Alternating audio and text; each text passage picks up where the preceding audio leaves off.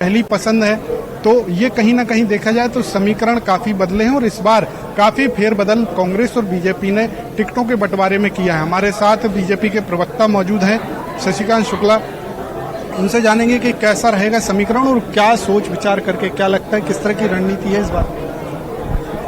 देखिए, अभिलाष पांडे जी युवा नेता हैं, भारतीय जनता युवा मोर्चे के पूर्व प्रदेश अध्यक्ष हैं, लोकप्रिय नेता हैं, युवाओं में उनका अपना स्थान है, पार्टी में सक्रियता है और पार्टी ने उनके ये निर्णय लिया है कि उन मध्य से उम्मीदवार बनाया है और निश्चित रूप से सभी कार्यकर्ता पार्टी के इस निर्णय को स्वीकार करेंगे और करते हैं। अभी जो निर्णय पार्टी के हुए हैं जबलपुर उम्मीदवारों को लेकर के सभी पार्टी के लोगों ने सहर्ष स्वीकार किया और सब एकजुट होकर काम कर रहे हैं। अगर 8 सीटों की बात की जाए तो 8 सीटों में किस तरह का आप देखते हैं कि कितना चुनौतीपूर्ण रहे? देखिए, इस बार भारतीय जनता पार्टी के पक्ष में वातावरण है, उम्मीदवार भी तगड़े उतरे हैं, इसलिए भाजपा जिले में 100% जीत की ओर आगे रहेगी।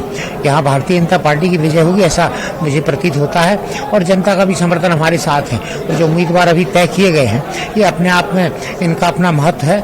युवाओं के बीच में हमारे लोकप्रिय थे डॉक्टर अभिलाष पांडे जी, इनको उम्मीदवार बनाया तो निश्चित रूप से सभी कार्यकर्ता और सभी अन्य जो लोग थे जिनकी इच्छा थी कि पार्टी हमें मौका दे वो सब संगठित होकर के इनको जिताएंगे, जैसा कि अन्य सीटों में हुआ है और काम चल रहा है और वैसा इन सीटों में भी उत्साह के साथ सभी कार्यकर्ता काम। एक बात जो है सभी के मन में सवाल उठ रहा है कि महिलाओं को लेकर के बीजेपी लगातार सक्रिय रही, तमाम योजनाएं बनाई, महिला आरक्षण की बात की, लेकिन अगर जबलपुर की बात करें तो बहुत बड़ा जिला है, 8 विधानसभा सीटें हैं, लेकिन कहीं भी महिला गुट।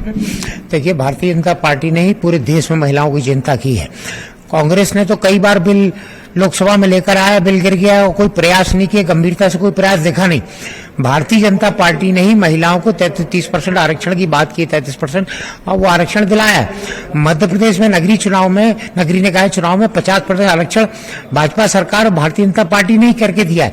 आने वाले समय में 30% महिलाएं देखेंगी लोकसभा विधानसभा में, ये भारतीय जनता पार्टी का प्रयास होगा, इसमें कोई शंका शुबा नहीं होनी चाहिए। शशिकांत जी, एक बात जो है पश्चिम विधानसभा सीट और उत्तर मध्य विधानसभा सीट, पश्चिम में जहां सांसद को मैदान में उतारा गया है, 4 बार के सांसद रहे हैं, लोकसभा के मुख्य सचेतक, प्रदेश के बीजेपी के प्रदेश अध्यक्ष रहे हैं, उनको अगर मैदान में उतारा है। दूसरी तरफ उत्तर मध्य में अभिलाष पांडे जो एकदम युवा चेहरा है और उनके लिए अगर देखा जाए तो उत्तर मध्य से उनकी कोई तैयारी भी नहीं थी, वो पश्चिम से चाह रहे थे। तो ऐसे में क्या देखते हैं आप, क्या लगता है कि ये देखो, अभिलाष पांडे युवा मोर्चे के मध्य प्रदेश के अध्यक्ष थे तो सभी शहर के सभी विधानसभाओं में बराबर उनका संपर्क था।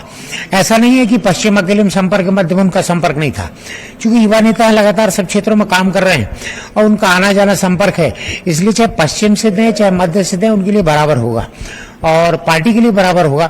इधर राकेश सिंह जी को पार्टी ने उतारा, यही हमारी पार्टी की खूबसूरती है कि केंद्रीय नेताओं को, सांसदों को जब मौका पार्टी आदेश देती है कि आपको विधानसभा लड़ना है या पार्टी निर्णय करती है तो सारे हमारे नेता सहर्ष स्वीकार कर लेते हैं और मैदान में रहते हैं और सब कार्यकर्ता उनके साथ काम करते हैं। ये पार्टी का निर्णय जो होता है ये पहली बार इतिहास में देखने को मिला, जो भाजपा में ही देखने को मिलेगा। कांग्रेस में यदि ऐसा कोई निर्णय होता तो आधी बगावत हो जाती, इसको इस दृष्टि से लें तो ज्यादा उचित हो। बीजेपी में भी बगावत की सुगबुगाहट है? नहीं, ये तो कहने की बातें हैं, कोई बगावत से बगावत नहीं है। अभी तक जितनी टिकटें बटी हैं उसमें कहीं कोई बगावत नहीं है, सारे लोग साथ मिलकर काम कर रहे हैं। जबलपुर में जितनी टिकटें आई हैं और ये टिकट जो 2 थी ये भी जो बटी हैं सेवरा और यहाँ की, यहाँ भी इसी ढंग से संगठित होकर सभी लोग उत्साह के साथ काम करेंगे। तो बीजेपी में कहीं भी कोई बगावत नहीं है, बल्कि बढ़िया जोश के साथ में और सभी प्रत्याशी और सभी कार्यकर्ता मिलकर पार्टी को जिताने के लिए प्रयास करेंगे। जबलपुर में अगर बात करें तो तकरीबन 25 लाख से ज्यादा की आबादी है, 8 विधानसभा है, जहां पर पश्चिम विधानसभा जो है उसमें पूर्व वित्त मंत्री तरुण भानोट और राकेश सिंह के बीच में सीधा मुकाबला है। सिहोरा की बात करें तो संतोष बरकड़े जिला पंचायत अध्यक्ष और जिला पंचायत सदस्य एकता ठाकुर के बीच में सीधा मुकाबला है। उत्तर मध्य में बात करें तो विनय सक्सेना और अभिलाष पांडे, इनमें सीधा मुकाबला होगा। कैंट विधानसभा जो है उसमें चिंटू चौकसे जो कि युवा नेता है कांग्रेस के, उनके साथ में राकेश अशोक रोहाणी, ईश्वरदास रोहाणी जो तकरीबन 30 सालों से बीजेपी का कब्जा है कैंट में, वहां पर चिंटू चौकसे के साथ में अशोक रोहाणी मैदान में है। तो देखा जाए तो जबलपुर में सभी सीटों पर काफी रोमांचक परिस्थितियां बनी हैं, जो कहीं ना कहीं चुनाव को भी रोमांचक बनाएंगे। और जनता इस बार जो है पूरे मूड में है। साइलेंट वोटर, साइलेंट एक माहौल है, साइलेंट लहर है। वोट किस करवट बैठेगा ये कहना फिलहाल मुश्किल है, लेकिन जनता जागरूक है। उसे मालूम है कि हमारे कौन से मुद्दे पे कौन सा व्यक्ति खरा उतर सकता है, कौन सी पार्टी हमें ज्यादा सपोर्ट कर सकती है, प्रदेश में सरकार किसकी बनाना है, प्रदेश में सरकार किसकी बनाना है, जनता बहुत अच्छे से समझती है। शैलेंद्र हमारे साथ जुड़े हुए हैं, उनके पास चलते हैं। शैलेंद्र, ये लिस्ट जब 92 की लिस्ट सामने आई तो ऐसा लगा कि ये प्रत्याशियों की लिस्ट है या प्रत्याशी जिनको नहीं बनाया उनकी लिस्ट है, क्योंकि बहुत सारे उम्मीदवार जो हैं, बहुत सारे जो दावेदार हैं वो उम्मीदवार नहीं बन पाए और उनके बहुत सारों के टिकट काट दिए गए। लेकिन क्या अभी ऐसी खबर आ रही है, कांग्रेस की जब लिस्ट आई, बड़ी जंबो लिस्ट आई, तो हमने देखा कि कई जगहों पर बगावती तेवर अपना लिए गए। क्या खबरें आनी शुरू हो गई हैं या फिर बीजेपी अनुशासित पार्टी है, अनुशासन नजर आएगा? हाँ, देखिए, निश्चित ही विरोध तो सामने आएगा, लेकिन वो किस तरह और कितना आता अभी देखना होगा, क्योंकि अभी सूची आई है। अभी जो भी दावेदार थे या जो विधायक थे जिनके टिकट कटे हैं, वो भी अभी आश्चर्यचकित होंगे, सोच रहे होंगे कि अरे उनका टिकट कट गया, जबकि हमें भरोसा था कि मिल जाएगा। तो निश्चित ही अभी कुछ देर और लगेगी। हो सकता है कि कुछ देर बाद इस तरह के नजारे देखने में आए कि विरोध हो, लोग सड़कों पर आए। हालांकि भाजपा में अनुशासन का डंडा चलता है। कल ही दिल्ली केंद्रीय चुनाव समिति की बैठक में ही स्पष्ट कर दिया गया था केंद्रीय नेतृत्व ने कि अगर इस तरह की बात आती है, कोई ऐसा करता है, अनुशासन का डंडा चलाइए और तुरंत कार्रवाई कीजिए।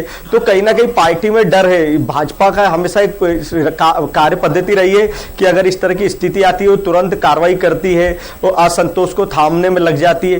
तो अभी हमें इंतजार करना होगा। हो सकता है कि कहीं ना कहीं शाम तक ये सीन देखने में आए। ठीक है, कि तो ये नहीं, लेकिन सवाल ये है कि अनुशासन का डंडा अगर बीजेपी चला भी रही है या चलाने की तैयारी में भी है, तो क्या वो इस स्थिति में है भी क्या? सुमित हमारे साथ न्यूज रूम से जुड़े हुए हैं, उनके पास भी चलते हैं। सुमित, क्या लगता है कि क्या मध्य प्रदेश में जो स्थिति बनी हुई है बीजेपी और कांग्रेस के बीच में, सब एक से बढ़कर एक उम्मीदवार दे रहे हैं, बीजेपी ने 29 लोगों के टिकट काट दिए, क्या ये अनुशासन का डंडा चलाने वाली स्थिति? कितनों के टिकट काटे, कौन कौन से हैं जिनके टिकट काटे? क्या आपके पास कुछ नाम है क्या? बिल्कुल बिल्कुल बिल्कुल पुनीत, मैं आपको बता रहा हूं कि किन किन लोगों के टिकट काटे हैं बीजेपी ने। यहां पर सिलसिलेवार तरीके से मैं आपको बताता हूं। जी देखिए, सबसे पहले बात करें, विजयपुर से सीताराम आदिवासी का टिकट कटा, भिंड से संजीव सिंह कुशवाहा का टिकट काट दिया गया, मेहगांव से ओपीएस भदौरिया का टिकट कटा है, बड़ा नाम थे ये, ठीक है। भांडेर से रक्षा सिरोनिया का टिकट कटा है, चंदला से राजेश कुमार प्रजापति का टिकट कटा है, हटा से रामकली तंतवाया का टिकट कटा है, त्योथर से श्यामलाल द्विवेदी का टिकट कटा है, मनगवा से पंचूलाल प्रजापति का टिकट कटा है, चतरंगी से अमर सिंह का टिकट कटा है, देवसर से सुभाष राम चैत्र का टिकट कटा है, मंडला से देव सिंह सयाम का टिकट कटा है, शमशाबाद से राजश्री सिंह, आष्टा से रघुनाथ सिंह मालवीट, नरसिंहगढ़ से राजवर्धन सिंह, बागली से पहाड़ सिंह कन्नौजे, खंडवा से देवेंद्र वर्मा, पंधाना से राम डोंगरे, नेपानगर से सुमित्रा देवी कासडेकर, इंदौर 3 से कैलाश विजयवर्गीय, जो कि सबसे ज्यादा चर्चाओं में थे। आकाश विजयवर्गीय, माफ कीजिएगा जी, आकाश विजयवर्गीय जो कैलाश विजयवर्गीय के बेटे हैं, और सबसे ज्यादा चर्चा उनके नाम की थी कि आकाश विजयवर्गीय को टिकट यहां पर बीजेपी देगी या नहीं देगी। लेकिन परिवार विरोधी छवि बीजेपी की है, वैसा हमें दूसरी लिस्ट में भी नजर आया था जब नरसिंहपुर से जालम सिंह पटेल का टिकट कटा था, उनके बड़े भाई को टिकट परिवार में से किसी एक को मिल गया, कैलाश विजयवर्गीय को मिल गया। ठीक है, शैलेंद्र के पास चलते हैं, फिर से शैलेंद्र के पास चलते हैं। कैलाश विजयवर्गीय को मिल गया, और दिलचस्प यह है कि बेटे का टिकट काटा और संजय शुक्ला जो हैं, उन्हीं के रिश्ते में लगते हैं गोलू शुक्ला, उनको दे दिया इंदौर 3 से बीजेपी से। बड़े गोलू शुक्ला जो है, अभी जिम्मेदारी भी उनको एक बार फिर से मिली थी, नगर निगम में उनको जिम्मेदारी दी गई, आईडीए में जिम्मेदारी मिली, और अब ये जिम्मेदारी जो दे दी गई है, तो क्या चल रहा है ये? मतलब अगर इंदौर की बीजेपी की सियासत में क्या चल रहा है, ये सवाल उठे तो क्या गलत होगा क्या शैलेंद्र? देखिए, अगर हम इस सीट की बात की जाए इंदौर की सियासत की, तो संजय शुक्ला